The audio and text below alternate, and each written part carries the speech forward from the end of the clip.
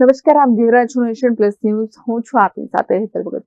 સુરતની ઉધના પોલીસે ઉત્તર પ્રદેશથી એટીએમ કાર્ડ બદલી છેતરપિંડી કરતી ટોળકીને ઝડપી પાડી છે. સુરતના ઉધના પોલીસે ઉત્તર પ્રદેશથી એટીએમ કાર્ડ બદલી છેતરપિંડી કરતી ટોળકીને ઝડપી પાડી છે. જે અંતર્ગત સુરતના ઉધના રોડ નંબર 12 પર આવેલા એસબીઆઈના એટીએમમાં એક વ્યક્તિનું એટીએમ કાર્ડ નજર ચૂકવીને બદલી નાખી તેના ખાતામાંથી ₹25,000 ઉપાડી લેવામાં આવ્યા હતા. ઉધના સર્વેલન્સની ટીમે ટેકનિકલ સર્વેલન્સ અને હ્યુમન ઇન્ટેલિજન્સની મદદથી ઉત્તર પ્રદેશના પ્રયાગરાજ અને પ્રતાપગઢ ખાતેથી 2 આરોપીઓને ઝડપી પાડ્યા છે.